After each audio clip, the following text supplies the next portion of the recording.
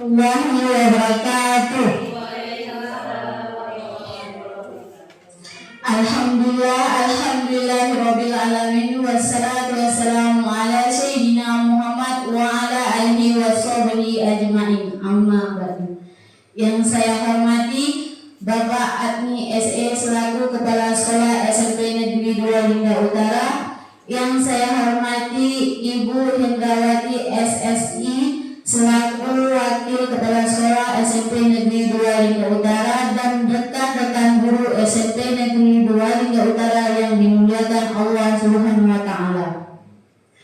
Pertama-tama marilah kita curahkan puji serta syukur atas kehadirat Allah Subhanahu wa taala karena dengan rahmatnya kita dapat berkumpul di ruangan ini dalam keadaan sehat walafiat.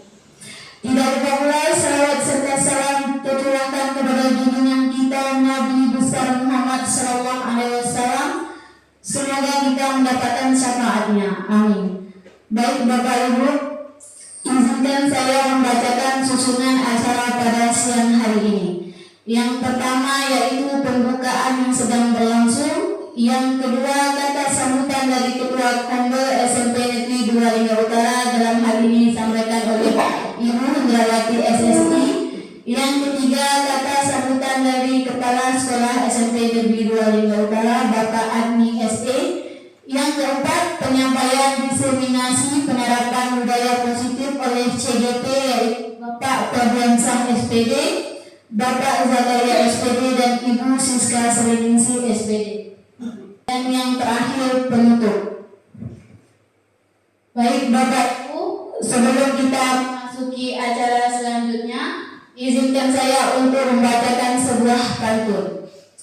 Sungguh indah bunga asoka, merah kunjungnya lagi merekah. Dengan bismillah acara dibuka, semoga kita mendapat berkah. Dengan membacakan basmalah acara diseminasi penerapan budaya positif dibuka.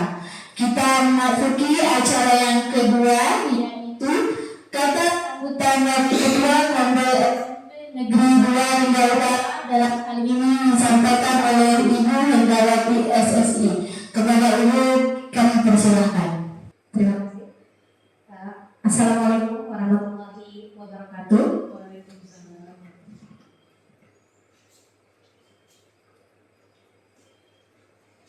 Sebelumnya saya akan membacakan pantun terlebih dahulu. Makan siang di pantai Jimbaran, cuaca panas sampai berteduh. Selamat siang Bapak Ibu semua. Jangan mengantuk, mari semangat. Alhamdulillahirabbil alamin. Assalatu wassalamu ala asrafil anbiya'i wal mursalin wa ala alihi washabihi rasulillahi amin. Saya hormati Bapak Kepala SMP Negeri 2 Lingga Utara, Bapak ISE. Yang saya hormati Bapak Ibu Majlis Guru SMP Negeri 2 Lingga Utara. Bersyukur kehadirat Allah SWT kita dapat berkumpul pada siang hari ini dalam kegiatan diseminasi penerapan budaya positif. Kemudian salawat dan salam Allahumma shalli ala Sayyidina Muhammad wa ala ali Sayyidina Muhammad. Saya sebagai ketua belajar itu sangat mendukung pada kegiatan ini, di mana ini adalah salah satu kegiatan rutin insya Allah yang akan selalu kita laksanakan dalam komunitas belajar, yaitu kegiatan berbagi pengetahuan atau berbagi praktik baik yang tadinya sudah dibacakan oleh pembawa acara. Bahwasanya ada beberapa kegiatan kita berbagi praktik baik melalui hasil yang sudah didapatkan. Yang pertama tadi kita yang intinya adalah salah satunya diseminasi penerapan budaya positif. Dan harapan saya melalui kegiatan ini kita akan melakukan perubahan-perubahan ke arah yang lebih baik ke depannya, baik itu di sekolah kita maupun dalam komunitas belajar yang lebih luas. Saya rasa itu saja yang dapat saya sampaikan untuk kesempatan kali ini. Saya sudahi dengan Assalamualaikum warahmatullahi wabarakatuh.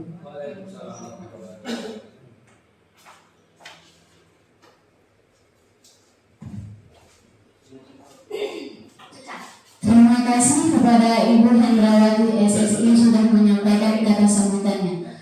Kita masuk acara yang selanjutnya, yaitu kata sambutan dari Kepala Sekolah SMP Negeri 2 Lingga Utara, yaitu Bapak Admi SE. Bapak, kami persilakan.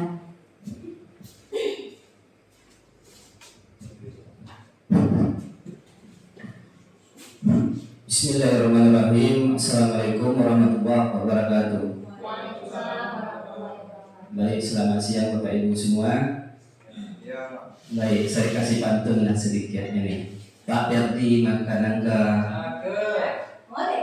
Pak Zakaria makan belam. Nanti kita akan mulai acara, ya. Sebenarnya kalau nak Abdul memang harus mengucapkan salam lah. Tapi tadi sudah saya ucapkan salam, saya ucap sekali lagi ya Bapak Ibu. Assalamualaikum warahmatullahi wabarakatuh. Bismillahirrahmanirrahim. Alhamdulillahirabbil alamin wassalatu wassalamu ala asrofil anbiya'i wal mursalin wa ala alihi wasahbihi ajmain.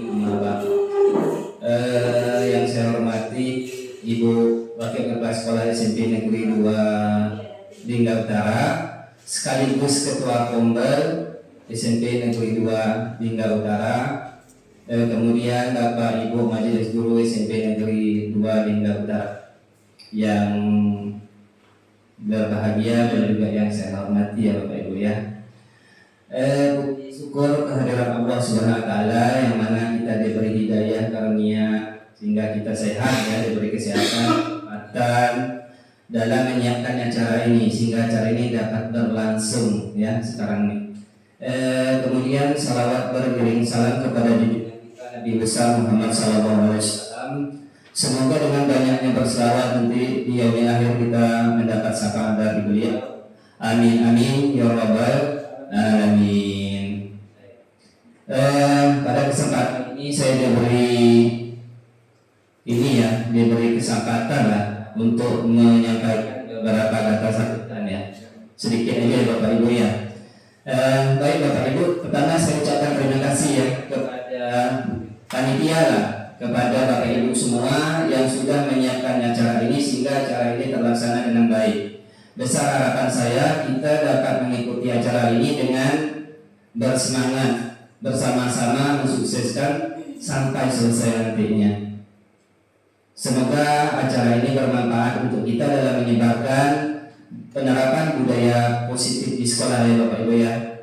Kemudian permohonan maaf juga saya sampaikan kepada Bapak Ibu, mungkin kalau tidak perkataan atau apa tersilap kata atau apa istilah kata orang-orang dulu, tiada gading yang tidak retak, tiada air yang tak beriak. Setiap sesuatu atau orang itu tetap mempunyai kesalahan. Kalau ada jarum yang patah, jangan disimpan di dalam hati. Jika ada kata-kata yang salah, mohon maaf sepenuh hati. Wabillahi taufiq wal hidayah. Assalamualaikum warahmatullahi wabarakatuh.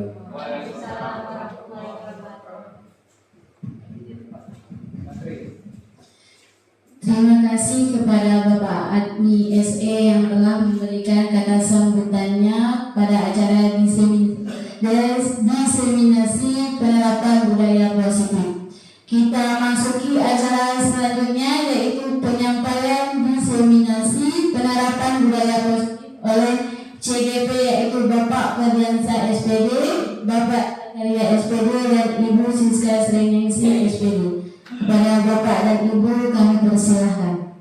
Terima kasih kami ucapkan kepada moderator yang telah mempersilahkan kami untuk menyampaikan kegiatan pada hari ini.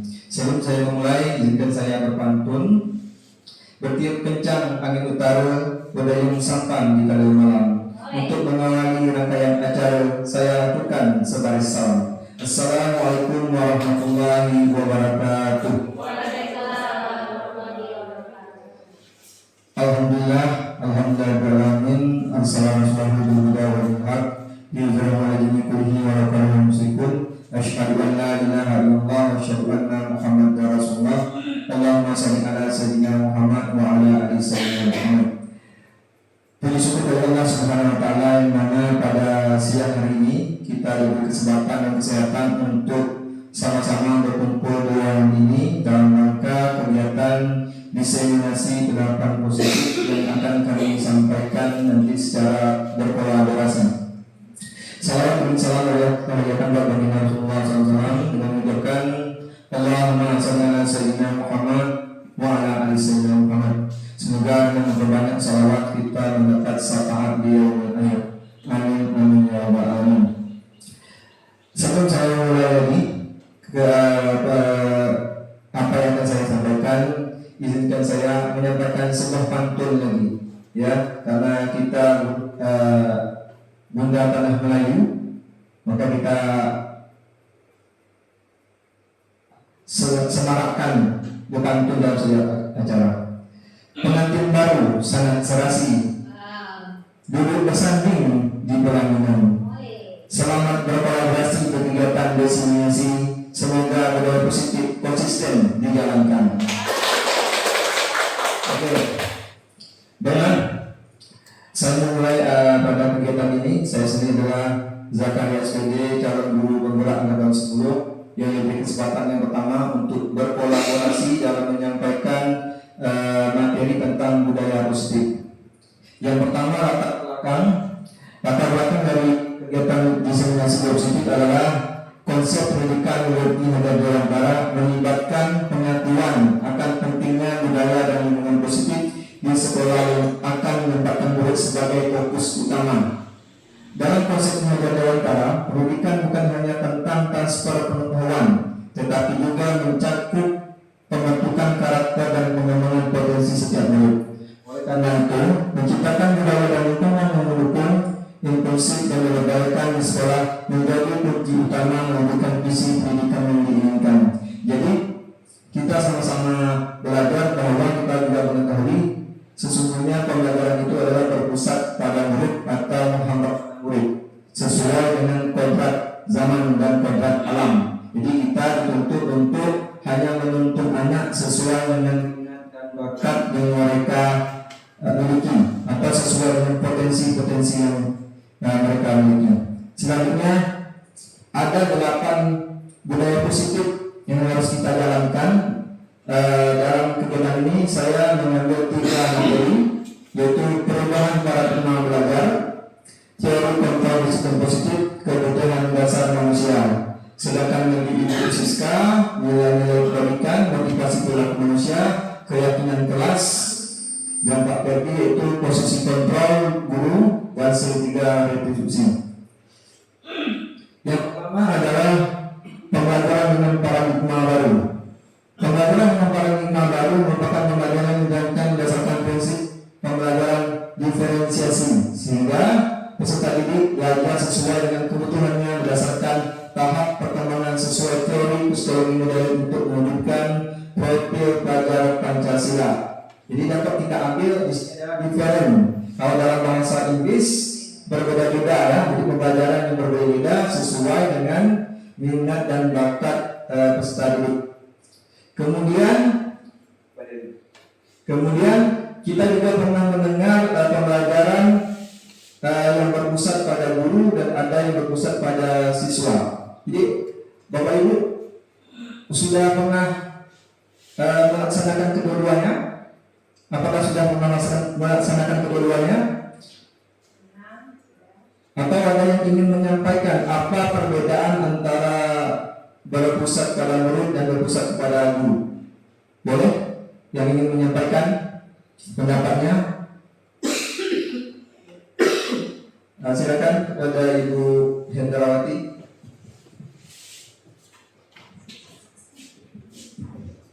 Oke, baik. Terima kasih Bapak ya SPD. Di sini ada 2 tadi Bapak katakan bahwasanya ada pembelajaran yang berpusat pada guru dan ada pembelajaran yang berpusat pada peserta didik. Itu kalau dalam konsep pemahaman saya itu pembelajaran berpusat pada guru itu kita lah yang memanage proses pembelajaran, perilaku belajar, dan apa yang ingin kita dapatkan dari peserta didik. Sementara pembelajaran berpusat pada peserta didik itu kita serahkan kepada peserta didik yang bagaimana gaya belajar mereka, bagaimana apa yang ingin mereka dapatkan, dan sampai di mana kompetensi yang mereka bisa terima dan mereka penuhi dari pembelajaran tersebut. Itu konsep menurut saya. Terima kasih Pak Zakaria. Oke, terima kasih. Benar yang disampaikan oleh Ibu Indrawati bahwa memang kalau pembelajaran berpusat pada guru itu guru semua yang mengatur proses pembelajaran tersebut. Sementara di zaman modern ini guru hanya menuntun sesuai dengan apa yang mereka ingin dapat mereka. Yang kalau dalam kurikulum mereka kita ada namanya diagnosis awal ya, atau asesmen awal. Sesuai kita untuk melihat minat, bakat, dan potensi diri siswa itu untuk belajar di bagian mana. Kemudian di beberapa sudah kita jelaskan bersama-sama dalam acara PI kemarin, ada 6 sedikit saya jelaskan. Yang pertama beriman dan bertakwa kepada Tuhan yang Maha Esa. Jadi kita menginginkan sama-sama anak kita yang paling utama berakhlak mulia yang beriman kepada Tuhan yang Maha Esa. Yang kedua ada berkomunikasi global. Alhamdulillah kita di sini memiliki keunikan global yang sangat banyak. Kita memiliki suku Chinese, kita Melayu, ada Bugis, dan keberagaman yang sangat banyak sehingga kita sama-sama dapat menghormati dan menghargai sesuai dengan kebudayaan dan keberagaman yang diputar oleh masing-masing. Kemudian bergotong royong bisa juga kita sebut ini kolaborasi. Alhamdulillah di sekolah kita sangat efisien atau sangat banyak kita lakukan secara kolaborasi. Seperti alhamdulillah pada siang hari ini kita berkolaborasi pada siang hari ini. Kemudian kita juga berkolaborasi dengan peserta didik dalam hal melakukan kegiatan. Selanjutnya adalah kreatif. Kita juga menginginkan siswa-siswa yang kreatif dan mandiri. Kemudian sebagai guru kita juga harus kreatif dan mandiri dalam menciptakan pembelajaran yang menyenangkan sehingga siswa kita atau peserta didik kita termotivasi untuk melaksanakan pembelajaran. Terakhir dalam program adalah dua bernalar kritis dengan menciptakan pembelajaran yang menyenangkan, kemudian mereka bisa mandiri. Nanti kalau mereka akan dapat berpikir dengan nalar kritis sehingga apa yang mereka pelajari dapat dipahami bersama. Selanjutnya teori kontrol, ya, teori kontrol. Ini ada sebuah pertanyaan, ya. Teori kontrol adalah sebuah pertanyaan. Teori kepalan tangan, ya, teori kepalan tangan. Saya bacakan ya. Anda dan teman Anda melakukan kegiatan cobalah buka. Anda adalah A. Tugas Anda adalah mengepakkan salah satu tangan Anda. Coba Anda bayangkan bahwa Anda menyimpan sesuatu yang sangat berharga di dalam kepala tangan Anda. Anda perlu menjaga benda tersebut sekuat tenaga Anda, karena begitu pentingnya untuk kehidupan Anda. Tugas B. Rekan Anda adalah mencoba dengan segala cara untuk membuka kepala tangan Anda. Teman Anda B. boleh membujuk, menghabis, mengintimidasi, memadani, menggoda, menggelitik, bahkan menawari uang agar bersedia membuka kepala tangan. Nah, dalam teori kepala tangan ini, pada diri kita pribadi ada sesuatu yang berharga di dalam tangan kita ini. Pertanyaannya, apakah Anda akan membukanya? Bagaimana kalau ibu memiliki sebuah barang yang berharga di dalam kepala tangan? Apakah Anda bersedia mengasih ketahuan atau saya tak mau, ini berharga? Bagaimana? Saya minta pendapatnya dari Ibu Nia. Apakah sesuai?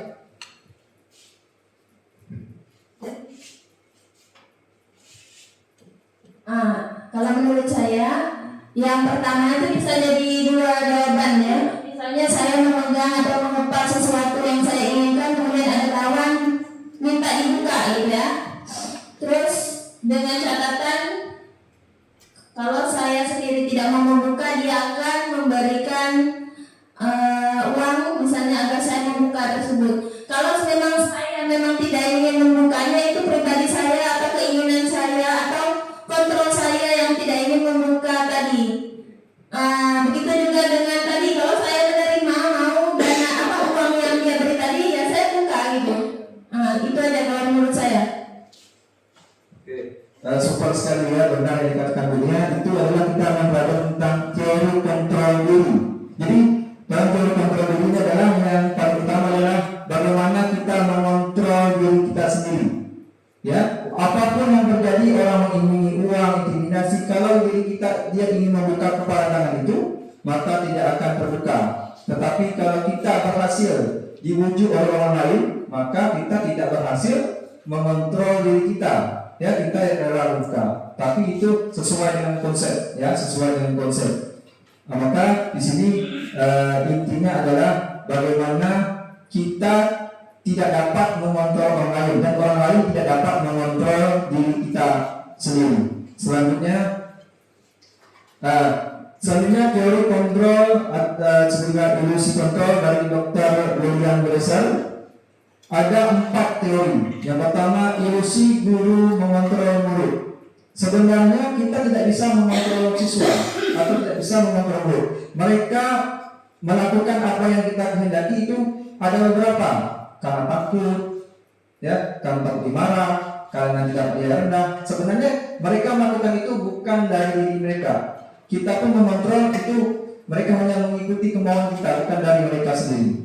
Kemudian ilusi bahwa penghukum adalah bentuk pendisiplinan yang efektif. Jadi kita merasa dengan menghukum itu pasti disiplin, tapi ternyata itu tidak. Besok dia ulangi lagi, karena menghukum ini juga belum efektif. Selanjutnya ilusi bahwa kritik dan membuat asal bersalah dapat menguatkan karakter. Jadi kita berpikir selama ini, cobalah kalian pikir bahwa kasihan orang tua kalian ke laut, ke hutan, kalian semua bermain. Ternyata itu membuat mereka merasa bersalah, tidak juga dapat memberikan dampak yang signifikan terhadap mereka. Pada hari itu mereka mungkin merasa sedih, besok hilang lagi, tapi ada perasaan yang bersalah yang melekat pada diri mereka.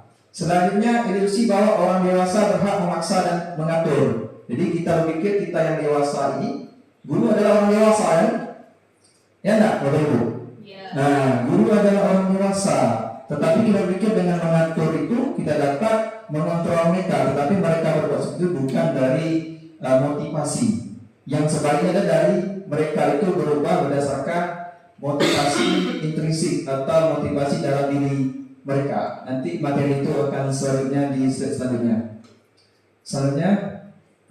Ini ada kita mengubah paradigma stimulus respon ke pendekatan teori kontrol.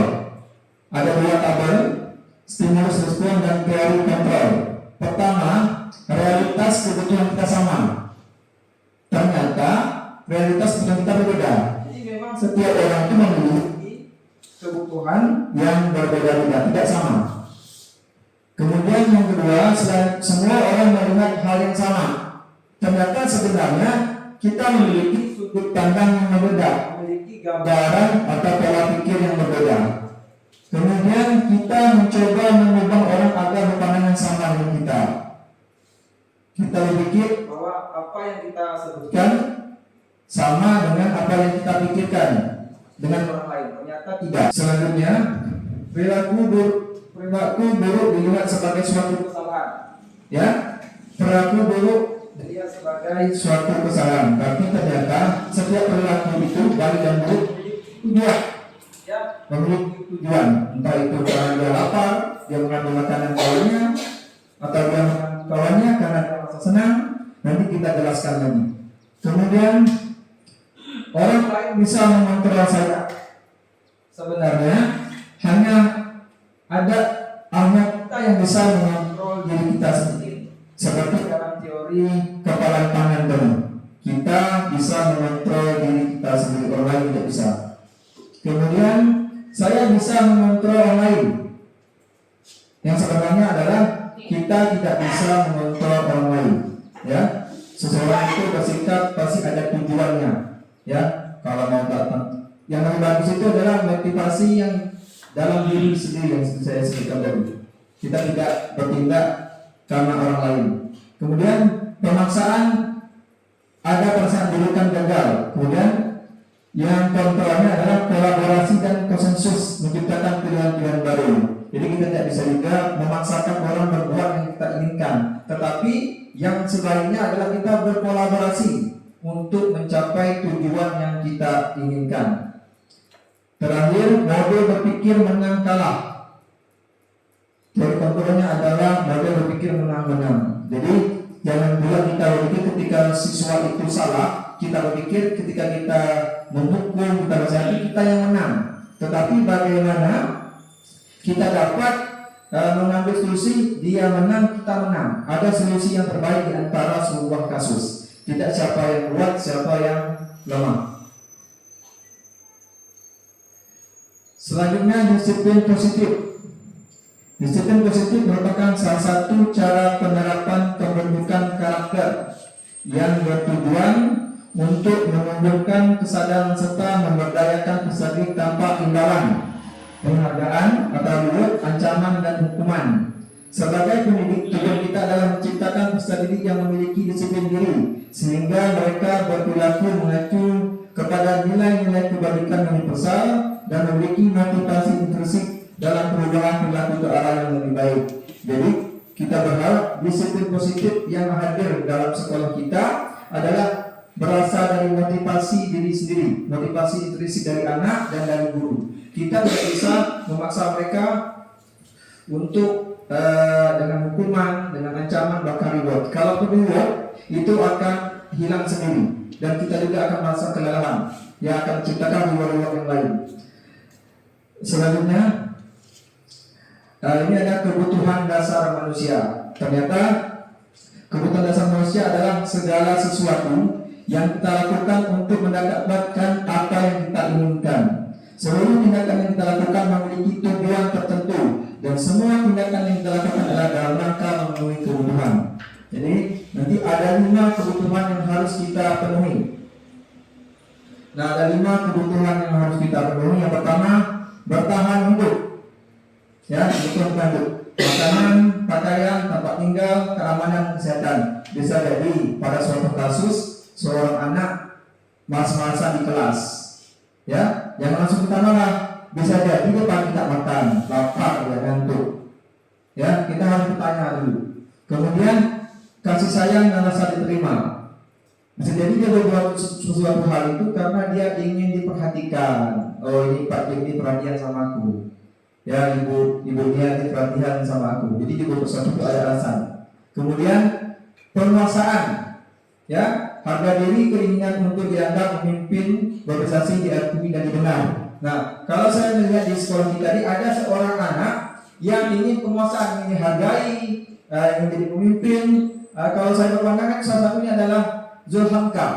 Ya, apapun kegiatan tetap dia ikut, tak mau tahu ya. Kalah menang urusan kedua, tapi dia ikut. Itu tandanya dia ingin diperhatikan, dianggap pemimpin, sehingga dengan keterbatasan yang dia miliki, dia dapat menjadi wakil ketua OSIS.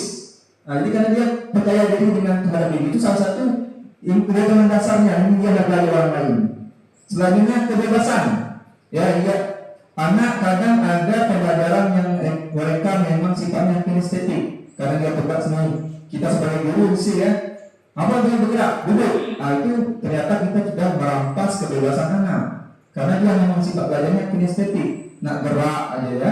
Kemudian kesenangan. Ya, kita dalam belajar tidak betul serius-serius sekali. Ada santai, ada main game. Kalau saya biasanya anak-anak Pak nyanyi Pak, ya kita nyanyi. Diselingi untuk jeda sebentar supaya mereka happy, pembelajaran menyenangkan dan dapat dilanjutkan dengan materi yang selanjutnya. Kemudian kita belajar dari sebuah kasus untuk memahami dari 5 kebutuhan dasar tadi. Saya akan membuat sebuah kasus bagaimana kita dapat memahami 5 kebutuhan dasar yang dimiliki anak. Contoh kasusnya demikian. Pak Jack, wali kelas 8 di SMP Negeri 2 Jakarta Utara, sedang bingung menghadapi ulah salah satu siswa bernama Naufal. Ya, beberapa anak telah datang dan mengeluh. Naufal ini seringkali meminta bekal makan siang mereka dengan paksa. Jika Anda menghadapi situasi seperti Pak Dik tadi, apa yang Anda lakukan? Menurut Anda, kira-kira apa alasan Bapak lakukan ini? Menurut Ibu, seorang anak yang suka atau yang suka sering mengambil makanan temannya, itu menurut Ibu apa itu? Kebutuhan dasar yang mana yang ingin dia penuhi? Perhatian. Kalau Bu Monika, apa lagi? Bertahan hidup. Apa lagi? Kebutuhan dasar mana yang ingin dia penuhi untuk mengambil ya kekuasaan, boleh jadi. Ya, nah untuk menjawab pertanyaan ini kita buka slide selanjutnya. Nah, kita harus memperhatikan dulu 5 kasus tadi. 5 kebutuhan dasar tadi dari 1 kasus. Jadi kita langkah pertama adalah kita harus memanggil anak tersebut. Tidak boleh langsung dimarah. Kau ini lagi, nah, bahasa kita ya. Kau lagi. Nah, jadi kita harus memanggilnya. Bisa jadi yang pertama, Nopal itu ngambil makanan temannya itu dia lapar. Makanya dia ngambil, emaknya atau orang tuanya lupa membawa bekal untuk si Nopal ini. Jadi dia ngambil makanan temannya. Yang kedua, bisa jadi teman Nopal ini yang pertama untuk bertahan hidup, yang kedua teman Nopal jadi perhatian sama Nopal. Jadi Nopal ini ngambil makanannya tuh ingin dapat perhatian. Perhatian oleh Nopal. Kayak ini orangnya, jadi dapat perhatian dari kawan-kawan. Jadi kebutuhan dasarnya itu ya dia berkasih sayang dan rasa diterima. Kemudian selanjutnya Nopal merasa hebat karena temannya memiliki keinginannya. Itu adalah dia memenuhi kekuasaannya. Dia berkuasa, dia bisa mengambil barang orang lain. Itu kebutuhan dasar kekuasaan atau power. Dia menunjukkan bahwa dia hebat. Selanjutnya yang keempat, Nopal merasa bosan. Dia bosan, maknya atau orang tuanya berkali itu aja, Indomie ke Indomie, telur ke telur. Jadi dia ingin merasa lauk kawannya yang ada ayam, yang ada mos mungkin seperti itu ya. Dia ingin kebebasan, ingin merasakan yang lain. Selanjutnya yang kelima, Nopal hanya iseng. Dia suka lihat kawan itu sedih, kesal. Dia suka, dia hanya iseng. Itu adalah kesenangan bagi dia. Lihat kawannya nangis sedih, itu dia hanya iseng-iseng saja. Kalau untuk penampilan saya 3 materi ya sampai di sini, nanti dilanjutkan oleh Ibu Siska dan Pak Ferdi. Saya sebagai penyampaian pada materi, mohon maaf. Kira-kira ada yang ingin tanyakan sebelum saya lanjutkan ke sesi Ibu Siska? Ya? Ada? Lanjut? Oke, kesimpulan sedikit dari saya bahwa anak itu berbuat sesuatu karena ada motivasi tersendiri, ya, seperti 5 kebutuhan dasarnya yang tidak terpenuhi. Untuk memenuhi kebutuhan dasarnya, mereka akan membuat sesuatu yang dilakukan. Jadi yang kedua, kesimpulannya adalah kita tidak bisa mengontrol orang lain itu tidak bisa mengontrol kita. Demikian yang dapat saya sampaikan. Kita lanjut dengan Ibu Siska. Assalamualaikum warahmatullahi wabarakatuh. Dari moderator, dari ibu Rompel, semuanya Pak sekolah semuanya pakai pantun. Jadi saya ini juga mau pantun, walaupun mungkin pantunnya pantun bukan buatan sendiri ya. Melatih kuntum tumbuh melata, sayang lebah di pohon cemara. Assalamualaikum mulakata, saya serta membuka bicara. Assalamualaikum warahmatullahi wabarakatuh. Alhamdulillahirrahmanirrahim. Ala asrofil anbiya wa sallim wa ala alihi. Allahumma sholli ala ali sayyidina Muhammad. Terima kasih. Alhamdulillah dikasih kesempatan Allah untuk mendiseminasi penerapan budaya positif. Terima kasih semuanya untuk rumah, keluarga sekolah, dan rekan-rekan semuanya memberikan kami kesempatan untuk berkolaborasi untuk mengadakan diseminasi penerapan budaya positif. Saya berterima kasih Akai, penerapan penjelasannya cukup jelas, dan saya pun merasa insecure, apa bahasanya insecure. ya, tapi akan berusaha untuk menerangkan yang bagian saya, yaitu tentang keyakinan kelas. Pertama dulu tentang nilai-nilai kebajikan. Nilai-nilai kebajikan, nilai yang disepakati bersama lepas dari suku bangsa, agama, bahasa maupun latar belakang. Contoh nilai kebajikan diikuti dalam sebuah organisasi ada 3, yaitu dalam profil pelajar Pancasila, yaitu beriman dan bertakwa pada Tuhan Yang Maha Esa, dan berakhlak mulia, berbhinneka global, gotong royong, mandiri, kreatif, dan bernalar. Ini yang tujuan utama kita sekarang di dalam berbudaya positif, yaitu bagaimana siswa mempunyai sikap nilai dalam kerja masing-masing dalam keseharian itu berprofil Pancasila, berdasarkan profil Pancasila. Yang kedua yaitu PYP atau Primo Years Program, toleransi, rasa, hormat, integritas, mandiri, menghargai, antusias, empati, keingintahuan, kreativitas, kerjasama, percaya diri, dan komitmen. Ini dalam berorganisasi. Yaitu keterampilan hidup, life skill. Dapat dipercaya, lurus hati, pendengar yang aktif, tidak merendahkan orang lain, dan memberikan yang terbaik dari diri sendiri. Jadi di sini ini ada semuanya kolaborasi nilai-nilai kebajikan dari diri sendiri, yaitu produk Pancasila, dan yaitu yang berorganisasi. Bagaimana itu memakai nilai kebajikan dalam keterampilan hidup atau life skill. Next. Nah, di dalam nilai kebajikan ini banyak dasar, inilah yang setiap orang atau setiap kita punyai, terutama yang peserta didik, yaitu ada yang bertanggung jawab, kerjasama, mandiri, menghargai orang lain, mempunyai rasa percaya yang tinggi, kreatif, inovatif, toleransi, belas kasih, dermawan, religius, bijaksana, kebersihan, empati, ada rasa hormat, gotong royong, antusias, peduli, gigih, penyayang, berakhlak mulia, keingintahuan, kesabaran, penolong, pekerja keras, setia, bernalar kritis, dan ramah. Kira-kira menurut ibu bapak semua nilai ini udah kita terapkan belum untuk anak kita? Sudah ya? Sudah. Kita udah berupaya mendidik mereka menjadi orang yang mandiri, berakhlak mulia, bertanggung jawab, gotong royong, ya, dengan adanya kita gotong royong setiap hari Sabtu atau pada saat ada acara tertentu, dan toleransi. Jadi toleransi itu dengan adanya berbagai etnik yang bilang Pak Zakaria tadi, itu ada etnik Cina, Melayu, ya, begitu banyak yang kita punyai di sini. Tapi alhamdulillah dengan toleransi yang tinggi anak kita bisa menghargai satu sama lainnya. Motivasi perilaku manusia itu ada 2. Yang pertama motivasi intrinsik, yaitu inovasi yang berasal dari luar untuk menghindari ketidaknyamanan atau hukuman, untuk mendapatkan imbalan atau penghargaan dari orang lain. Sementara motivasi intrinsik yaitu untuk menjadi orang yang mereka inginkan dan bahagia diri sendiri dengan nilai yang mereka percaya.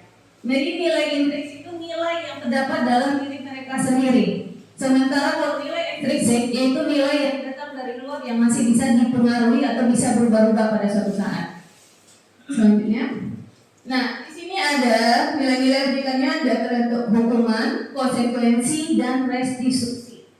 Hukuman yaitu tidak terencana, tiba-tiba.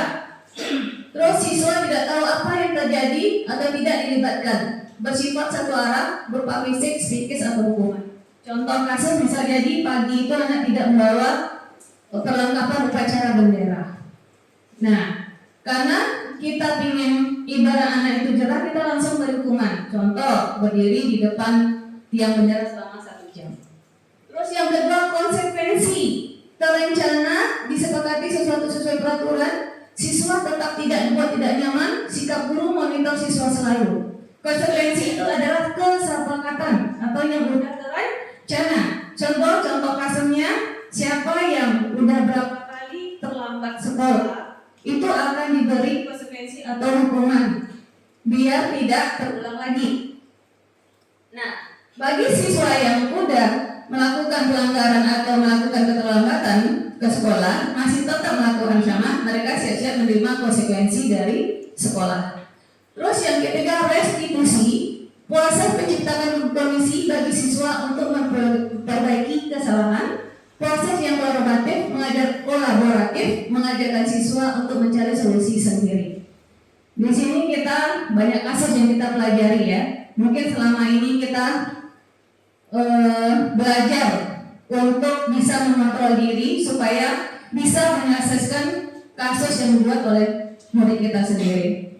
Nah, disinilah dengan adanya restitusi supaya bisa kita memilah supaya anak itu bisa mungkin meningkat rasa bersalahnya, bisa dia tahu kesalahannya seperti apa. Selanjutnya yaitu keyakinan kelas. Keyakinan kelas adalah sesuatu yang diyakini bersama yang berasal dari pernyataan pemikiran untuk diterapkan di kelas. Latar belakang pelaksanaan keyakinan kelas. Keyakinan kelas diterapkan sebagai salah satu cara untuk membangun budaya positif. Keyakinan kelas harus berpihak pada murid dan dirumuskan bersama murid untuk membangun kemandirian mereka. Jadi dengan adanya keyakinan kelas diharapkan mereka yang buat kesepakatan, mereka juga yang melaksanakannya. Jadi kalau mereka yang buat, mereka akan berpikir untuk melakukan pelanggaran. Selanjutnya, tujuan keyakinan kelas yaitu 1. Mewujudkan mereka belajar berpihak pada murid, menciptakan komunikasi segala arah antara guru dan murid, menumbuhkan keterlibatan murid dalam membentuk keyakinan kelas untuk mencapai kelas impian bersama guna pelajaran yang efektif dan pembiasaan budaya dan disiplin positif. Di sini mereka akan menuangkan apa yang mereka inginkan di dalam kelas mereka. Bu, kami ingin kelasnya bersih. Bu, kami inginnya yang piket datang duluan. Bu, kami inginnya pelajar bahasa Inggris itu ngomong pakai bahasa Inggris. Atau Bu, kami inginnya fasilitas sekolah tidak dirusak. Nah, di situ kita dibuat dengan keyakinan kelas itu akan kalau para murid atau sendiri sudah menuangkan keyakinan mereka, maka akan tercipta pembelajaran yang menyenangkan dan suasana yang menyenangkan. Konsep keyakinan kelas bersifat abstrak, membuat kalimat positif, pembuatannya melibatkan partisipasi seluruh siswa sesuai dengan kondisi kelas dan sekolah agar mudah diterapkan, dijalani oleh seluruh siswa syarat dengan nilai kebajikan. Langkah-langkah merumuskan keyakinan kelas. 1. Siswa menulis keyakinan yang mereka inginkan. 2. Guru dan siswa mengulas keyakinan yang telah tertulis. Dan 3. Guru dan siswa memilah keyakinan kelas yang penting, mengubah keyakinan kelas menjadi kalimat positif, mengecek dan menyepakati keyakinan kelas. Jadi keyakinan kelas ini kita pakai kalimat-kalimat yang sederhana, yang gampang diingat, dan juga yang menggunakan kalimat-kalimat yang positif.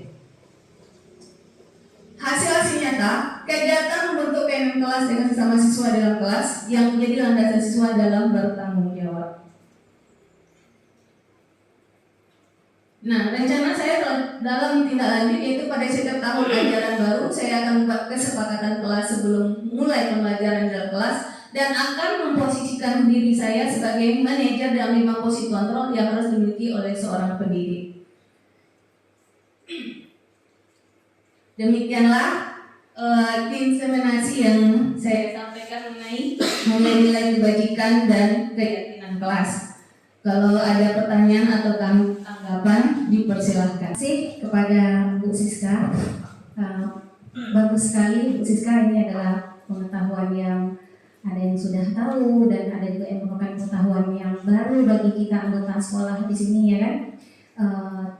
Saya support sekali dan saya juga sudah menerapkan bagaimana membentuk keyakinan kelas dan sedikit ide dari saya atau saran gitu kan. Mengingat Bu Siska tadi mengatakan bahwasanya insya Allah di tahun ajaran baru ke depan nanti di tahun ajaran 2025 Bu Siska akan menerapkan membuat membentuk keyakinan kelas terutama pada siswa yang baru masuk. Jadi nanti idenya bagaimana nanti kawan-kawan Bapak Ibu yang kan ini masih ada yang belum, ada yang sudah, nanti kita sama-sama hadir di situ. Jadi tahu konsepnya seperti apa, bagaimana bentuknya kelas. Jadi kita hadir di situ di kelas itu kan tidak ada masalah juga kan, kita membentuknya dalam kolaborasi ketika satu atau mungkin per mata pelajaran, tapi mengingat kita masih baru, kita belum terlalu memahami bagaimana sih prakteknya, jadi kita masuk aja nanti di kelas ketika Bu Siska membuat keyakinan kelas pertama dengan siswa. Itu saran dari saya dan saya berharap besok kita bisa melakukan itu di tahun ajaran baru. Terima kasih Bu Siska. Terima kasih atas saran Bapak Bu Hendrawati ya. Itu saran yang sangat bagus sekali ya. Namanya kita di sini apalagi penerapan disiplin positif ini memang yang betul-betul kebanyakan itu kolaborasi antar kita ya, kolaborasi bagaimana menerapkan disiplin positif ini kepada siswa kita sendiri, bagaimana mengontrol diri, bagaimana keyakinan ini kan menciptakan suasana kelas yang nyaman untuk kita dan untuk anak-anak. Jadi marilah kita sama-sama untuk berkolaborasi menciptakan budaya positif dan menciptakan peserta didik yang mempunyai nilai kebajikan yang sesuai dengan profil Pancasila. Untuk lebih jelasnya, silakan Pak Ferdiansyah menjelaskan tentang 5 posisi kontrol guru. Untuk saya hari ini, terima kasih atas perhatiannya, atas kedatangan hari ini semuanya. Sekali lagi, Assalamualaikum warahmatullahi wabarakatuh. Waalaikumsalam.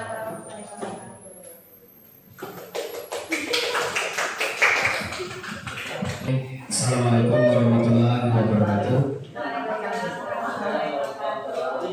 Seperti yang dibilang Pak Zakaria tadi, bahwasannya kita Bunda Tanah Melayu memang kental akan pantun. Jadi di sini saya juga bakal berpantun ya. Jadi kalau kita kumpulkan mungkin pantun kita menjadi satu buku karya pantun di SMP Negeri Dua Utara ya. Kau penari membeli kuini, kuininya harum wangi. Sengaja saya berdiri di sini menyampaikan lanjutan materi. Ya tadi terima kasih sebelumnya kepada Ibu Siska yang sudah menyampaikan materi tentang keyakinan kelas dan juga Pak Zakaria tadi tentang 5 kebutuhan ya, kebutuhan dalam hidup manusia gitu. Saya menyampaikan 2 materi yaitu tentang 5 posisi kontrol dan segitiga restitusi. Ya sebelumnya mungkin Bapak Ibu sudah pernah dapat bayang-bayangan ya tentang 5 posisi kontrol ya. Bisa jadi dari CDP kita yang sebelumnya ya, atau pernah mendengar atau membaca artikel tentang 5 posisi kontrol ya. Kita sebagai guru, jadi kita punya 5 tuh posisi kontrol yang harus memang kita miliki. Dan semua 5 posisi kontrol ini bisa kita terapkan. Namun ya dalam motivasinya dia akan menghasilkan identitas yang berbeda-beda. Jadi yang pertama 5 posisi kontrol menurut Diane Gosen yang kami pelajari dalam pendidikan guru bergerak ya. Yang pertama itu ada penghukum ya, yang kedua pembuat merasa bersalah, yang ketiga teman, yang keempat pemantau, dan yang kelima manajer. Oke, kita bahas satu persatu. Yang pertama ada penghukum. Seorang penghukum bisa menggunakan hukuman fisik maupun verbal ya. Orang yang menjalankan posisi penghukum senantiasa mengatakan bahwa sekolah memerlukan sistem atau alat yang lebih menekan murid dalam berbagai hal maksudnya itu ya. Nah, jadi di sini posisi penghukum. Nah, kadang-kadang penghukum ini itu tindakan yang kita lakukan secara spontanitas. Ya itu sudah dijelaskan dengan Ibu Siska tadi. Hukuman itu adalah sesuatu yang spontanitas, berbeda dengan konsekuensi. Kalau konsekuensi dia sudah ada kesepakatan sebelumnya. Nah di sini kita posisi kontrol kita adalah sebagai seorang penghukum. Biasanya dia bisa bersifat fisik atau verbal, bisa dengan ucapan yang menyakitkan atau perilaku fisik. Contoh misalkan anak terlambat sekolah, kita suruh ambil sampah, pungut sampah dulu. Sebenarnya itu positif ya. Tapi kalau kita kaji lagi nanti ke dalam identitasnya apa yang dihasilkan dari perilaku seperti ini. Atau ketika anak terlambat kita suruh keliling lapangan, itu sudah suatu bentuk fisik. Atau contoh lagi yang sering terjadi di sekolah kita, dan saya pun merasa masih sering melakukan hal seperti ini ya. Misalkan anak tidak memakai sepatu di lingkungan sekolah kita, sandalnya kita ambil, kita suruh berkeliling ke lingkungan sekolah. Ada posisi anak tertentu yang dia bisa menerima hal itu, tapi ada satu anak lagi yang mereka tidak bisa menerima hal seperti itu. sehingga menimbulkan rasa malu bagi mereka. Dan rasa malu ini kadang-kadang terpendam lama di dalam diri mereka, dalam diri anak-anak itu, ya, membekas biasanya. Kalau saya perhatikan, karena saya termasuk guru yang suka berselancar di sosial media, ya. Kalau kita nengok TikTok, Facebook, YouTube, yang dulu ada tuh anak-anak yang sampai menyebutkan, untuk guru yang pernah membuat saya seperti ini, lihat saya sekarang. Itu adalah salah satu bentuk ungkapan hati mereka, kekecewaan mereka terhadap guru mereka yang melakukan proses penghukuman kepada anak. Bayangkan anak yang sudah berpuluh tahun tamat, yang masih ingat sesuatu yang kita lakukan. Jadi anak itu cenderung dia mengingat negatifnya saja daripada positifnya dari kita sebagai seorang guru. Itu yang pertama, sebagai penghukum. Yang kedua, membuat rasa bersalah. Guru seperti ini senantiasa dia biasanya sikapnya bersikap lembut, ya. Dan dia tidak akan menyakiti anak. Biasanya guru seperti ini, dia lebih suka berbicara face to face, berhadap.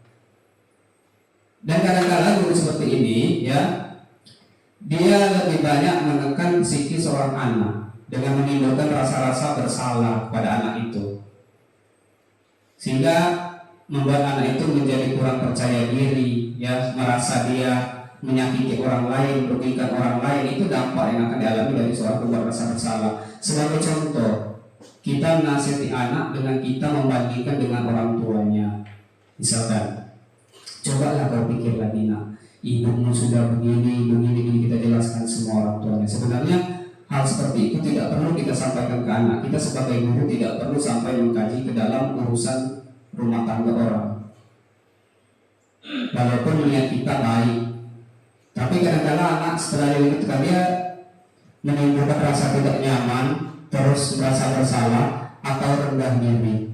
Yang paling kuat itu adalah anak merasa kurang percaya diri. Dari mana kurang percaya dirinya? Karena kita selalu menanamkan pembuat rasa bersalah. Dia takut salah ketika dia akan berbuat sesuatu, meskipun itu menurut dia benar. Karena kita sudah menanamkan dalam mindset mereka terlalu banyak rasa bersalah. Jadi mereka takut, kalau aku mengerjakan ini salah, efeknya orang lain begini. Kalau aku mengerjakan ini salah, kami satu kelas kena hukum. Ya karena guru ini juga, kalau salah ini kalian saya hukum semua, ya. Lalu yang ketiga, posisi sebagai teman. Ya, guru pada posisi ini tidak akan menyakiti murid, namun tetap berupaya mengontrol murid melalui persuasi atau pendekatan, ya. Posisi teman pada guru bisa negatif ataupun positif, ya. Positif di sini berupa hubungan baik yang terjalin antara guru dan murid. Lalu untuk posisi tidak baiknya, kalau menurut saya akan tercipta hubungan pribadi antara guru dan murid karena terlalu dekat, terlalu berteman. Jadi di sana saking dekatnya gurunya dengan siswa ini menimbulkan yang namanya suatu ketidakadilan kalau menurut saya, pilih kasih lah bahasanya, gitu ya, karena terlalu dekat, dia lebih dekat dengan anak yang ini. Dan juga kalau kita memposisikan anak itu sebagai teman, kadang-kadang anak itu hilang hormat dengan kita. Biasanya kan kalau untuk posisi teman ini disertai dengan candaan dan humor yang untuk mempengaruhi seorang. Tapi bukan berarti kita sebagai guru tidak boleh bercandaria humor dengan siswa, boleh saja. Tapi kita lihat dulu kondisi dan posisinya. Mungkin boleh kita bercandaria dengan anak memang pada posisi yang misalkan kita lagi berbahagia nih, misalkan. Tapi kalau kita marah, kita dengan anak bercanda-canda, anak kan merasa aneh. Bapak ini marah atau gimana sih? Kok marahnya ngajak main-main gitu? Ya. Kadang-kadang dia lebih pendekatan dulu seperti ini, misalkan, nah tolong bantu bapak ya, tolong bantu ibu ya. Atau dia langsung berinisiatif menyelesaikan sesuatu tanpa ada tindakan lanjutan. Misalkan anak berbuat salah langsung disebut anggap papa ya jangan diulangi lagi, tapi tidak ada tindak lanjut yang dilakukan oleh guru terhadap anaknya. Seperti itu ya, teman-teman. Lalu yang keempat, di situ ada posisi pemantau. Memonitor berarti mengawasi. Pada saat kita mengawasi, kita bertanggung jawab atas perilaku orang yang kita awasi. Posisi memantau berdasarkan pada peraturan-peraturan dan konsekuensi, ya. Nah, jadi yang posisi ini tugasnya guru itu memantau. melihat nih kalau anak ini salah, konsekuensinya adalah ini. Dia berpegang teguh pada peraturan sekolah, pada konsekuensi yang sudah dibuat sekolah. Misalkan kalau anak ini terlambat, aturan sekolah pulang, anaknya suruh pulang aja langsung, sudah kau pulang aja tanpa kita mendengarkan penjelasan dari mereka lagi. Padahal kan kadang-kadang anak terlambat itu ada penjelasannya, apalagi anak yang baru 1-2 kali terlambat. Tapi kalau anak yang sudah berkali-kali gimana itu? Kalau menurut bulan, kalau anak yang sudah berkali-kali terlambat. Kalau menurut saya pribadi ya kalau sekali-sekali masih bisa dimaafkan. Kalau yang untuk terlalu banyak tuh kenapa baliknya? Gitu juga gitu bulannya. Ya, jadi kan 1-2 kali boleh kita maafkan, tapi sudah berkali-kali, pulang aja. Ya. Tak jelas. Dan saya pun masih juga seperti itu ya.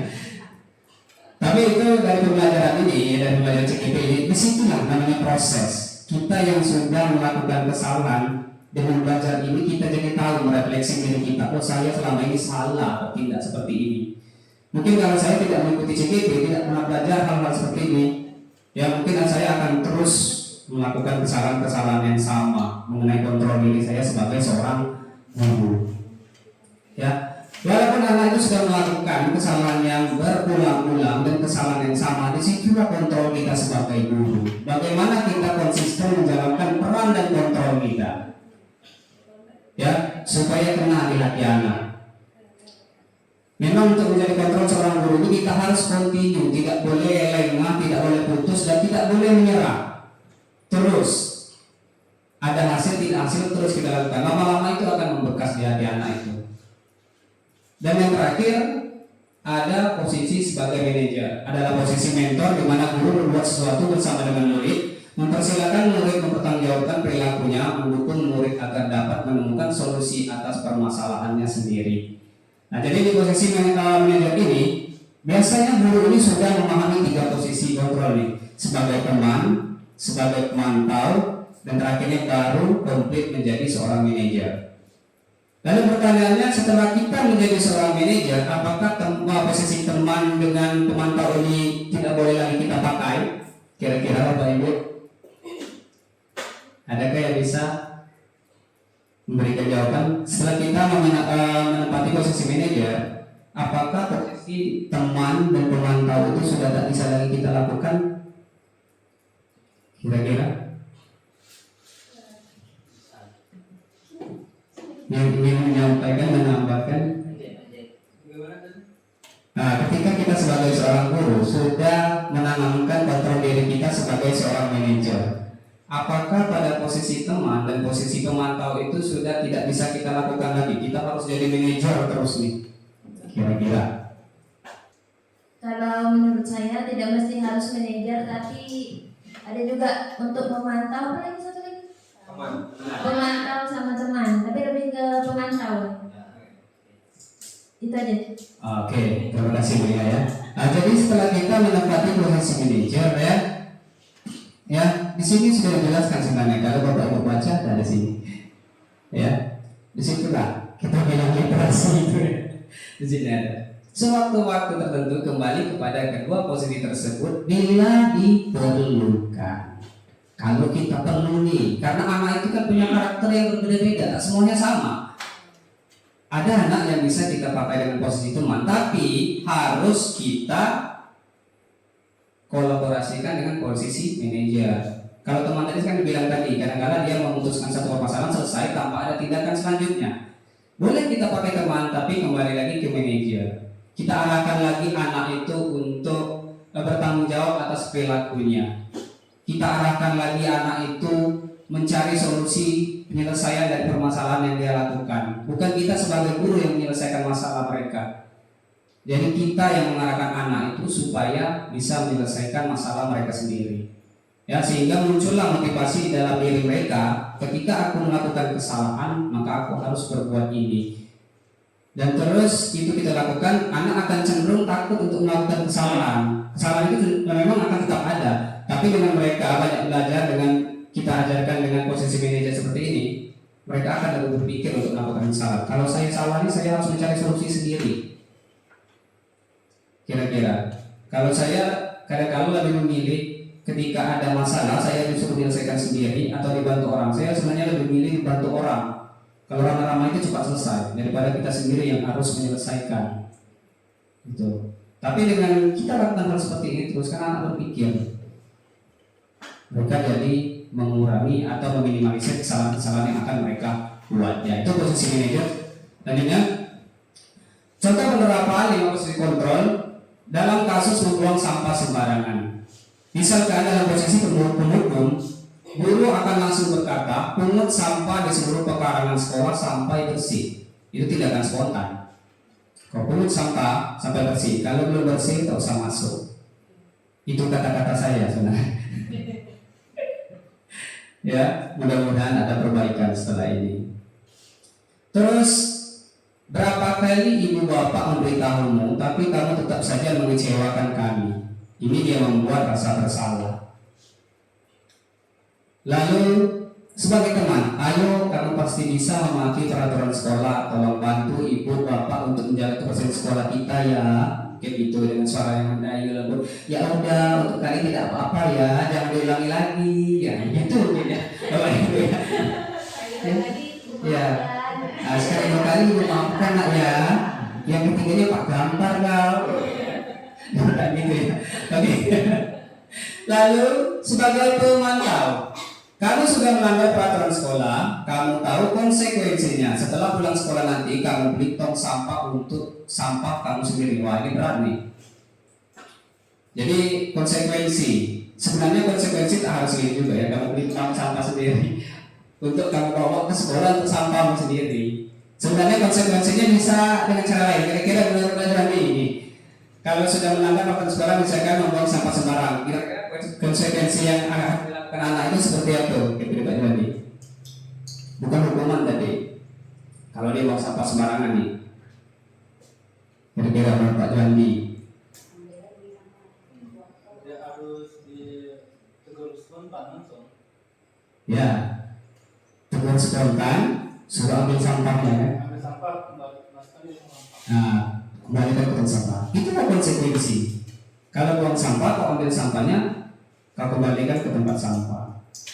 Tapi berbeda dengan hukuman ketika kita nengok anak buang sampah, kau buang sampah sembarangan, tidak kau bersihkan WC itu hukuman kau. Nah, itu yang salah. Ya, padahal kesalahannya itu hanya sedikit, yang bisa diselesaikan cuma ambil kata. Ya, lalu pada posisi manajer, apakah kamu tahu kesalahanmu? Kira-kira bagaimana kamu memperbaiki kesalahanmu? Nah, di sini peran seorang manajer. Dia tidak langsung menyalahkan anak. Dia menanya dulu kepada anaknya. Misalkan anak buang sampah nih, kita panggil, misalkan contoh di Nopal, sini nak kau dia buang sampah kan? Tahu kenapa bapak panggil? Tidak tahu pak. Kira-kira kamu tadi melakukan apa yang baru saja kamu lakukan? Apa pak ya? Coba kamu lihat sekelilingmu tadi. Oh saya buang sampah tadi pak. Tahu kan salahmu. Kira-kira apa yang harus bapak lakukan? Kamu sudah buang sampah gitu. Saya ambil pak, saya buang pak ya. Sudah. Sekarang kalau dia artinya dia sudah tahu kan kesalahannya di mana, yang dia harus lakukan apa. Jadi kita tidak perlu dengan langsung menghukum. Itulah posisi seorang manajer. Ya. Selanjutnya, nah di sini kita akan berbagi pengalaman kita mengenai posisi kontrol. Ada beberapa kasus ini. Saya ingin Bapak Ibu sekalian yang memberikan jawaban dari contoh kasus ini. Dia termasuk kontrol di bagian mana? Ya. Misalkan pertanyaan yang pertama, pakailah sedikit perasaanmu nak. Coba kamu pikirkan teman-temanmu yang sudah capek piket hari ini, tapi kamu malah buang sampah sembarangan. Kira-kira menurut Bapak Ibu ini posisi kontrol apa? Membuat rasa bersalah. Ya, bagus ya Pak Joni, membuat rasa bersalah. Ya, jadi di sini ada kata-kata, coba kamu pikir nak teman-temanmu yang sudah piket hari ini. Jadi dia menekan psikis anak itu. Ya. Lalu yang kedua, posisi kontrol apakah aku? Ingat, jangan berharap dapat nilai jika kamu tidak mengerjakan tugas. Manajer. Ayo, Kontrol. posisi kontrolnya Pak Juandi manajer. Yang lain? Ingat, Jangan berharap dapat nilai jika kamu tidak mengerjakan tugas. Pak Juhadi, manajer itu mana? Konsekuensi. Ya, ingat ya. Posisi kontrol tadi ada pendukung, pembuat rasa bersalah, teman, pemantau, dan manajer. Ibunya pendukung. Betul? Kira-kira? Konsekuensi masuk ke dalam pemantau. Pak Zakaria. Sama waktu istri saya pemantau. Ya, amin Pak, semoga ya. Ya, jadi di sini kalau kita lihat ya Bapak Ibu ya. Ingat, jangan berharap dapat nilai jika kamu tidak mengerjakan tugas. Saya kembalikan lagi kepada Bapak Ibu sekalian. Kira-kira kalau anak tidak mengerjakan tugas, dapat nilai tidak? Konsekuensinya tidak. Maka ini termasuk ke dalam pemantau. Sesuai dengan aturan sekolah. Kalau anak tidak mengerjakan tugas, tidak ikut ujian, tidak jarang masuk, maka konsekuensinya nilainya tidak akan dikeluarkan. Itulah posisi pemantau, ya. Lalu di sini ada ya 5 posisi kontrol. Identitas apa yang akan dihasilkan dari 5 posisi kontrol itu? Yang pertama ada identitas gagal, ya, kontrol dari luar. Artinya yang mengontrol anak ini orang dari luar, ya, ekstrinsik bukan intrinsik. Ada 2 dalam yang posisi kontrol itu, yaitu penghukum dan pembuat rasa bersalah. Jadi yang kedua ini Bapak Ibu cenderung menghasilkan identitas yang gagal pada anak. Kegagalannya seperti apa? Ya, kita baca yang bagian bawah, mengulangi kesalahan. Ya, karena anak itu sudah biasa dihukum, paling hukumannya ini. Ya, tanpa ada tindakan kita untuk memberikan perubahan kepada anak. Dan ini real kita alami dalam kehidupan kita sebagai pendidik. Anak yang sama melakukan kesalahan yang berulang-ulang. Berulang-ulang kita hukum, dia tetap begitu juga.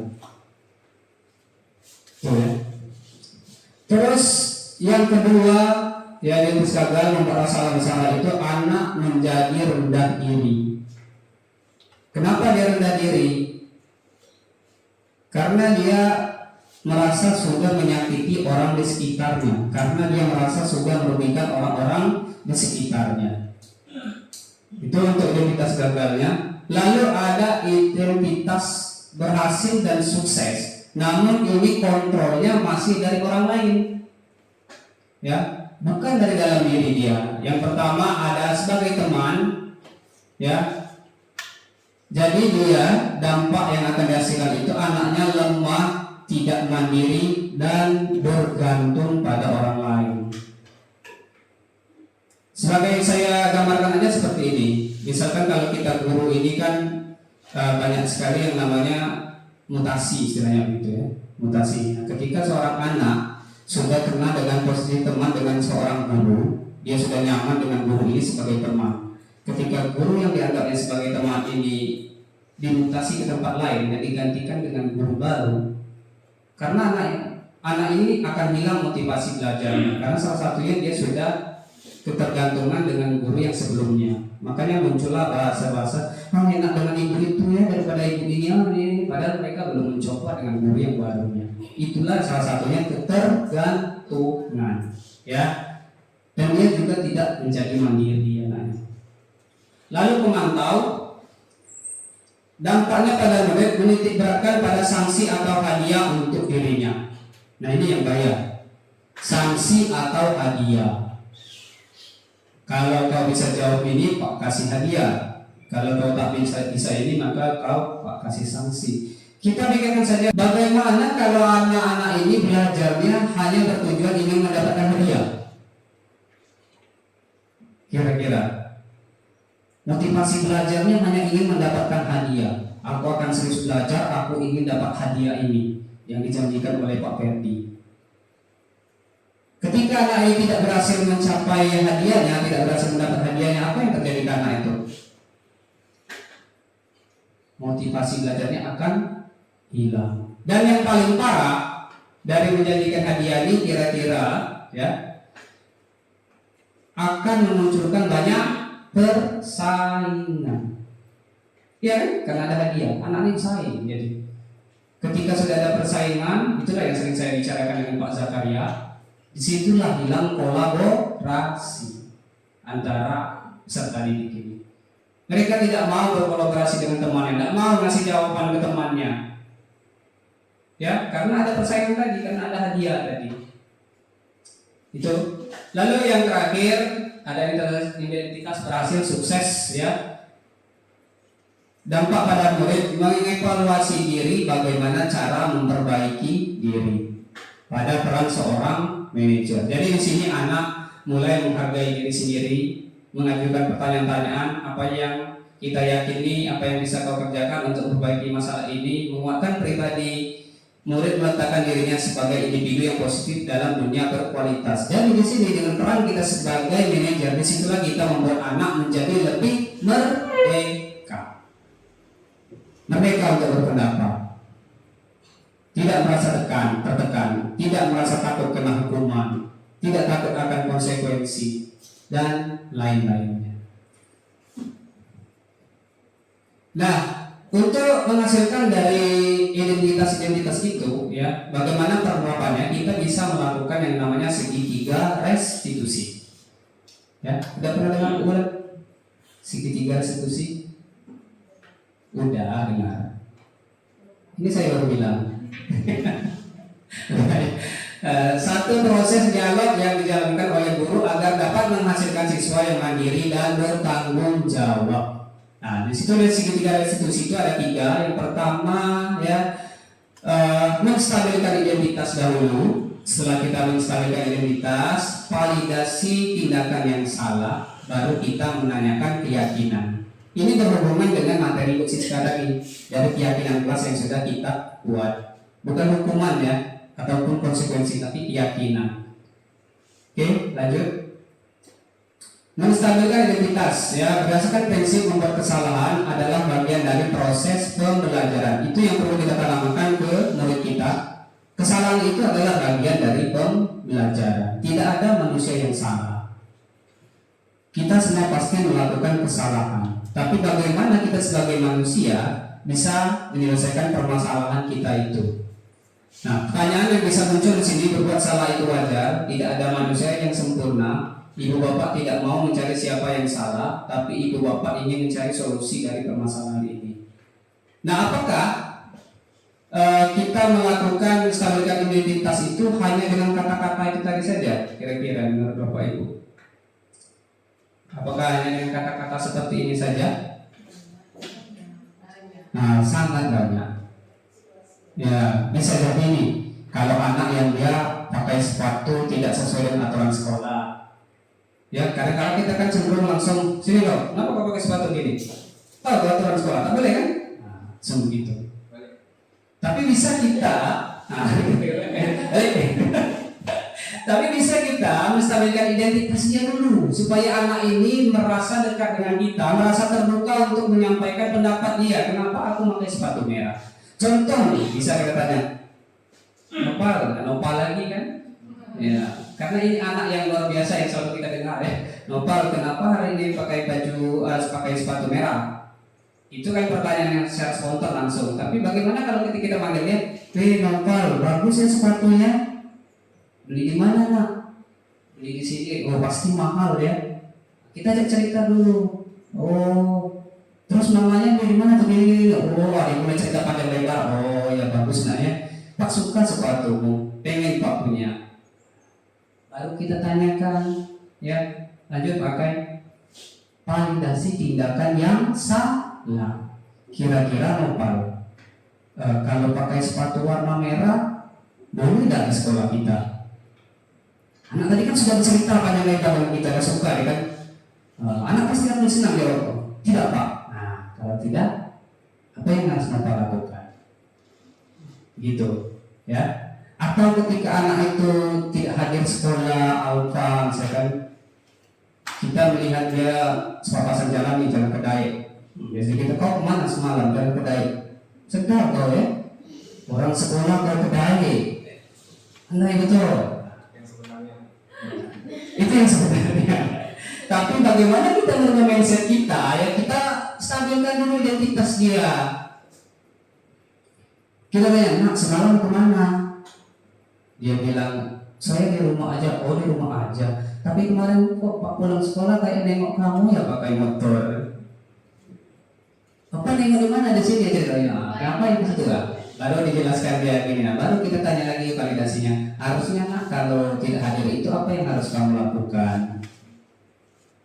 Oh, kirim surat Pak, atau saya ke sekolah izin. Nah, disitulah kita meluruskan anak melalui segitiga restitusi. Nah, di sini dalam validasi tindakan yang sama. Misalnya, kamu pasti punya alasan mengapa melakukan hal itu. Jadi kita tidak langsung menyalahkan anak, ya.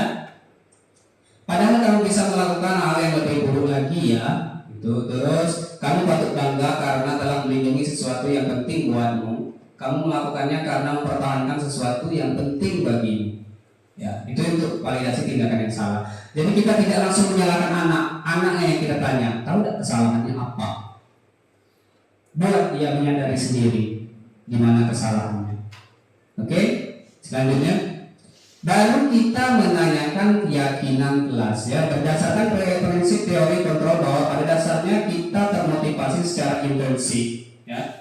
Apa keyakinan kelas kita, nilai apa saja yang telah disepakati bersama, seperti apa gambaran sebuah kelas yang ideal menurut kamu ingin menjadi orang yang seperti apa. Sama yang tadi kita tanyakan, kira-kira kalau pakai sepatu merah ini boleh tidak di sekolah kita? Tidak boleh. Jadi apa yang harus lakukan sesuai dengan kesepakatan sekolah kita atau keyakinan kelas kita? Saya tak boleh Pak pakai sepatu merah katanya. Jadi seperti apa bagusnya? Boleh tidak Pak kalau saya izin dulu ngambil sepatu, pulang ke rumah ganti sepatu. Oh, ada sepatu hitam di rumah, ada. Boleh, silakan saja, ya. Jadi dia tahu di mana letak kesalahannya di situ, ya. Baru kita menanyakan keyakinan kelas. Nah, untuk keyakinan kelas ini dibuat tadi di materi usis saya. Terus mari kita tonton 3 instruksi yang sudah saya buat.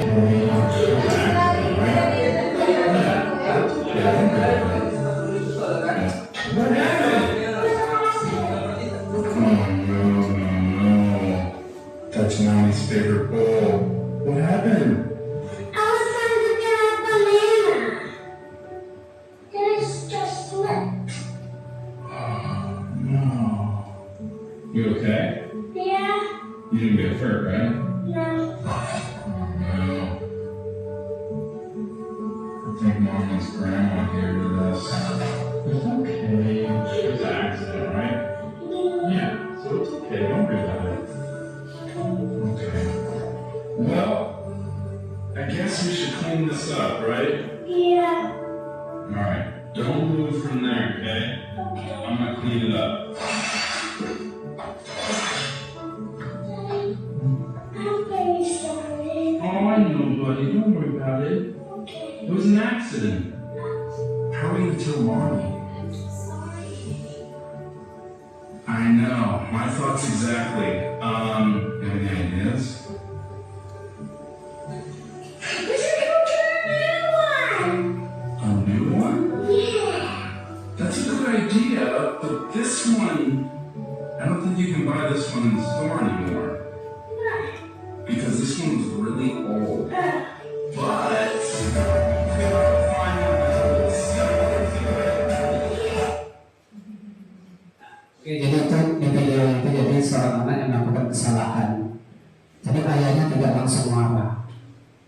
Dia lebih menstabilkan identitas dulu dan bertanya, apakah kau terluka? Misalnya dari mereka ya, yang khusus guru bahasa Inggris paham lah. Apakah kau terluka? Anaknya jawab tidak. Nah, jadi bapaknya membantu membersihkan sampai akhirnya bapaknya menanyakan solusi ke anaknya. Kira-kira apa yang harus kita lakukan supaya ibunya tidak marah? Jadi anaknya di situ awalnya dia bingung mau jawab apa, tapi akhirnya dia tahu solusinya. Dia tahu bagaimana kalau kita cari yang baru, kita beli lagi. Bapaknya memberi stimulus lagi itu. Ini barang langka karena nggak ada lagi yang seperti ini mungkin di warung. Jadi apa yang harus kita lakukan?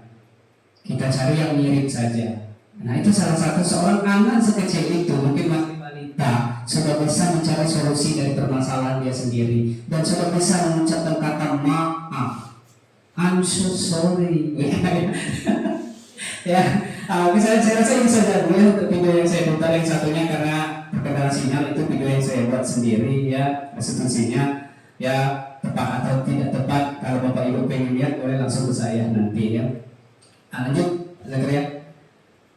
Di akhir bagi penutup, dalam menerapkan program disiplin positif hendaknya guru memiliki standar kepribadian profesional dan sosial yang baik di mana guru mampu merefleksikan. Artinya apa Bapak Ibu? Kita harus menanamkan dalam pemikiran kita, murid tetaplah murid. Dia seorang anak yang punya hak atas diri mereka sendiri untuk berkembang. Jadi kita sebagai seorang guru tidak berhak untuk mengontrol hidup mereka. Mereka berhak menentukan pilihan mereka sendiri, berhak mengontrol diri mereka sendiri. Dari kelima posisi kontrol itu, ya memang sebenarnya bisa kita terapkan, tapi kembali lagi, ya kita sesuaikan dengan kebutuhan murid itu. Kita guru memang tidak ada hak, bahkan kepada anak kita sendiri kita tidak berhak mengontrol hidup mereka. Mereka adalah anak yang bebas. Nah, mulai saat ini kita mulai menggerakkan yang namanya Merdeka Belajar. Mungkin dulu kita sudah membuat identitas yang salah ke anak-anak kita yang dulu dengan banyak menerapkan posisi penghukum, ya, atau membuat merasa bersalah. Tapi pertanyaannya, apakah kita akan selamanya melakukan membuat identitas yang salah seperti ini? Kita anggap mungkin anak kelas 9 sekarang sudah menjadi suatu kegagalan dari kita sebagai seorang guru, sudah melakukan identitas yang salah. Tapi anak yang di kelas rendah, apakah akan terus kita tetap melakukan seperti itu? Atau anak yang baru akan masuk nanti, apa akan tetap kita membuat identitas yang salah, identitas yang gagal? Saya rasa kita bisa merefleksikan diri kita sendiri. Untuk anak yang kedepannya mungkin bisa kita rubah pola cara mendidik kita ke identitas yang lebih berhasil. Ya. Akhirnya itu saja yang bisa kami sampaikan ya dari kami bertiga, penyampaian tentang diseminasi budaya positif di lingkungan sekolah dari Pak Zakaria, dari Ibu Siska dan saya sendiri. Yang mungkin nanti dalam forum ini ada beberapa hal yang memang belum terkenal di hati Bapak Ibu, boleh nanti kita sharing-sharing ya di kegiatan yang lain. Dan saya secara pribadi mewakili kedua rekan saya CGB, mohon maaf apabila dalam penyampaian materi kami banyak terdapat kesalahan, kekeliruan. Dan kami ini memang hanyalah manusia biasa yang tentunya ada kesalahan, dan kesempurnaan itu hanya milik Allah Subhanahu wa taala. Akhirul kalam, assalamualaikum warahmatullahi wabarakatuh. Saya kembalikan lagi kepada moderator.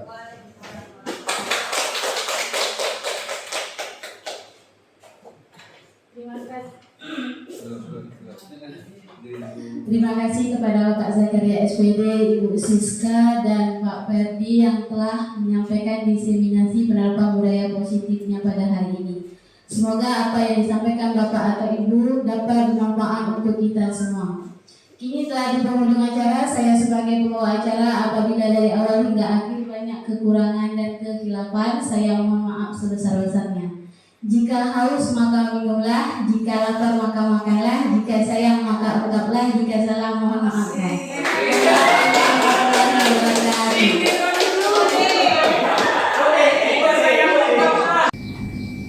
Assalamualaikum warahmatullahi wabarakatuh. Saya Hendrawati SSI, guru SMP Negeri 2 Lingga Utara. Di kesempatan kali ini saya mengucapkan terima kasih kepada calon guru penggerak angkatan 10 yang ada di SMP Negeri 2 Lingga Utara, yaitu Bapak Zakaria SPD, Bapak Ferdiansa SPD, dan Ibu Siska Sriningsi SPD. Beliau bertiga baru saja melakukan serangkaian kegiatan diseminasi penerapan budaya positif, di mana ini merupakan salah satu pembelajaran yang mereka dapatkan di calon guru penggerak. Nah, saya sangat support sekali, saya senang sekali tadi apa yang sudah disampaikan oleh rekan-rekan CGP, diantaranya adalah bagaimana posisi kontrol kami sebagai seorang guru, terus bagaimana kebutuhan dasar peserta didik, terus ada bagaimana kita membentuk keyakinan kelas, segitiga institusi, dan masih banyak lagi. Nah, saya berharap setelah kegiatan ini kami bisa mengimplementasikan budaya positif ini di dalam pembelajaran maupun di sekolah. Itu saja dari saya. Assalamualaikum warahmatullahi wabarakatuh.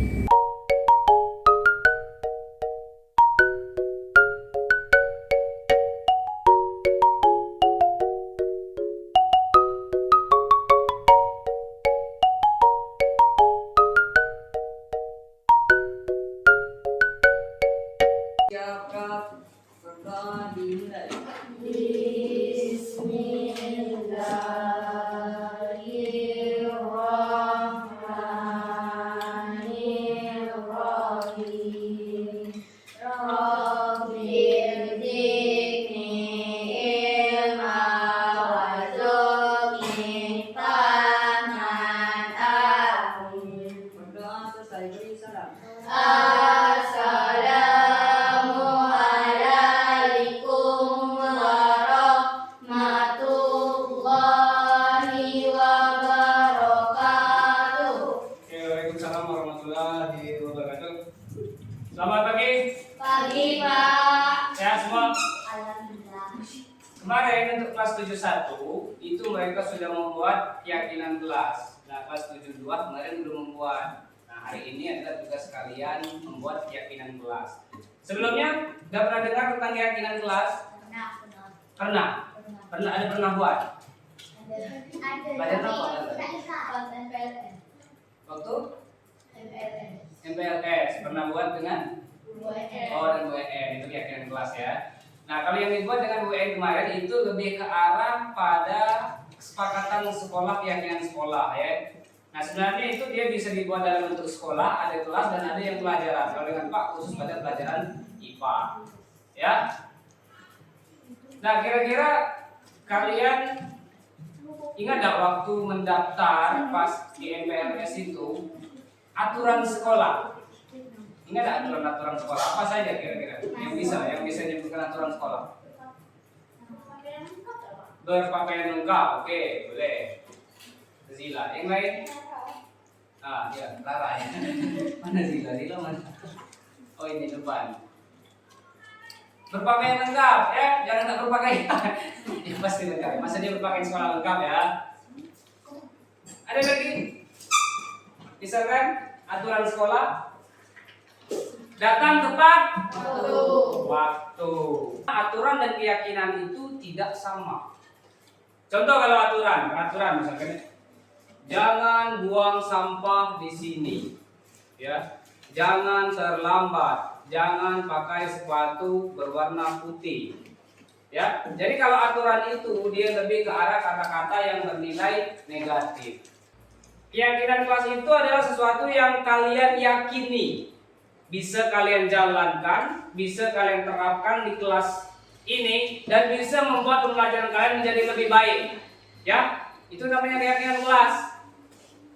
Jadi nanti ketika Pak minta buat keyakinan kelas masing-masing yang sesuai dengan keinginan kalian. Jadi buat yang kira-kira kalian yakin itu bisa kalian jalankan. Oke, tadi Pak sudah membagikan ke dalam grup kalian itu link ya dari keyakinan kelas yang akan kalian buat itu. Coba buka linknya masing-masing di grup kelas.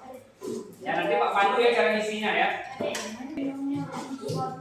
Oke, ini keyakinan kelas yang sudah kalian buat, harapan kalian, ya, cita-cita kalian dan keinginan kalian dari proses pembelajaran yang akan kita jalankan ke depannya.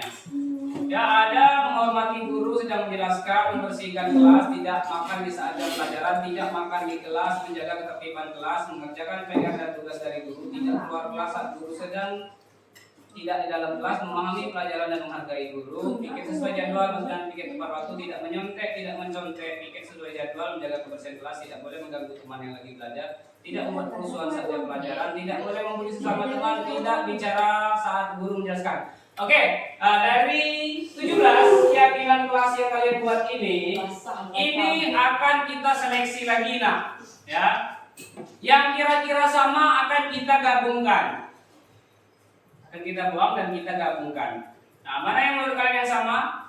Tidak mencontek. Pikir tidak mencontek ada 2 ya. Kita hapus 1. Jadi dihasilkan di sini ada berapa? 11 keyakinan. Nah, di sini akan kita ambil ya kebajikan universalnya. Kira-kira kalau menghormati guru ini termasuk ke dalam apa? Kebajikannya menghormati keamanan, kebersihan atau apa? Ya, jadi dia termasuk menghormati ya. Menghormati.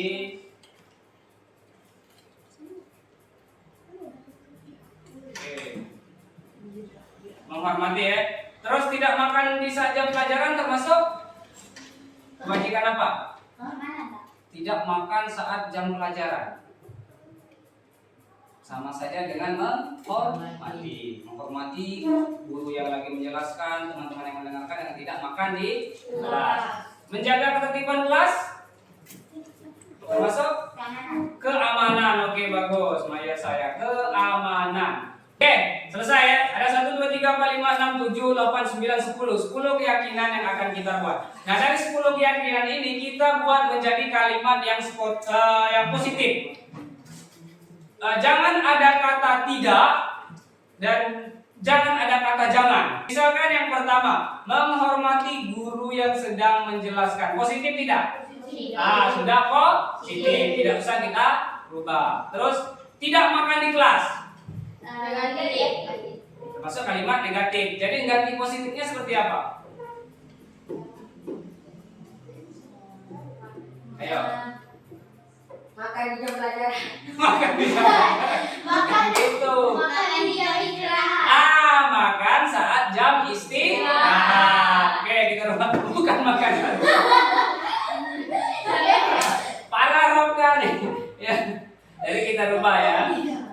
Makan hanya saat jam istirahat ya. Dalam 10 keyakinan kelas ini Pak harapkan ya ada sesuatu yang tampak dan tidak tampak nantinya.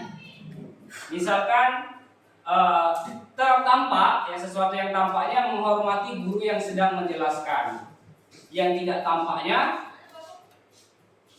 berbicara saat guru sedang menjelaskan. Hampir sama kan? Nah, yang tampaknya menghormati guru saat sedang menjelaskan, yang tidak tampaknya kalian berbicara saat guru sedang menjelaskan. Jadi jangan ada lagi terdampak hal seperti itu ya. Guru menjelaskan, kalian berbicara. Terus makan hanya saat jam pelajaran ya. Tampaknya ya, makan hanya saat jam istirahat ya, tampaknya makan hanya saat jam istirahat. Yang tidak tampaknya makan saat jam pelajaran. Tidak lagi tampak yang itu ya. Terus menjaga ketertiban kelas ya. Tampak menjaga ketertiban kelas. Yang tidak tampaknya membuat keributan di dalam kelas. Oke, paham tentang ke-10 keyakinan kelas yang akan kita terapkan ke depannya? Sudah paham semua? Ada pertanyaan? Jelas? Masih ada yang perlu dirubah atau perlu ditambah? Tidak ya. Nah, untuk saat ini dulu keyakinan kelas, tapi untuk kedepannya keyakinan kelas ini akan selalu kita tinjau dalam setiap pembelajaran kita. Kalau kira-kira keyakinan kelas ini menurut kalian terlalu berat dijalankan dan tidak cocok lagi, maka akan kita tinjau dan akan kita ubah kedepannya. Oke? Paham? Paham? Jelas? Jelas ya? Oke, kalau sudah jelas untuk keyakinan kelas Pak cukupkan sampai di sini. Semoga apa yang sudah kita buat ini menjadi keyakinan kita bersama, kita jalankan, kita ikuti ya untuk menciptakan iklim pembelajaran di sekolah ini yang lebih baik lagi ya. Pak akhiri dengan Assalamualaikum warahmatullahi wabarakatuh. Assalamualaikum warahmatullahi wabarakatuh. Nama saya Rapka, kelas 7. Saya dan teman-teman saya tadi melakukan penyusunan keyakinan kelas bersama Pak Ferdiansyah. Saya berharap keyakinan kelas itu dilaksanakan dan dilakukan secara nyata. Terima kasih. Assalamualaikum warahmatullahi wabarakatuh.